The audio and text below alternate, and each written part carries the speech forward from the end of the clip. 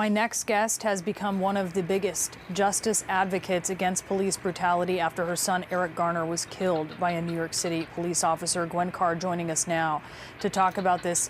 Gwen, thank you so much for joining me because, you know, when we heard George Floyd saying the words, "I can't breathe" in this video, I know I did. I know a lot of people, they heard the echoes of your son when they heard him say the exact same thing.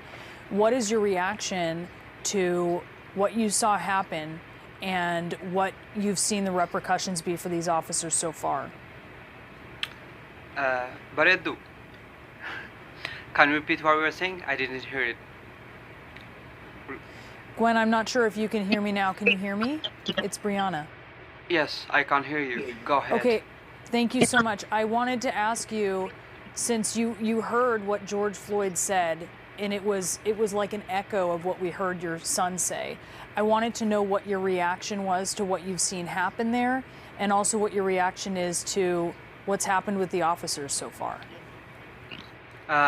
Well, first I want to thank you for giving me this opportunity to express my opinion, and second, I have to tell you, I am not Eric Garner's mother. I don't have a family in New York City at all. And I am not even woman. I'm man. My name is Abdulaziz, and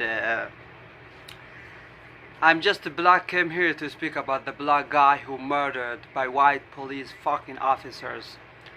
I don't have much to talk about, but I have a few words for black Americans. Our fathers sacrificed everything to free us, and they have freed us. So now it is our turn to end what they have started. It is our turn to show them what it means being black. It is our turn to prove them that there is no difference between black and white, and if it is there, it's just a color, no more. It is our time to teach them unforgettable lesson. Yes, unforgettable lesson. Now, sorry, I have to leave. My time is over. Thank you for listening to me. Have a good day. Good night. Bye. Thank you so much for joining us. Your voice on this is so important. Thank you.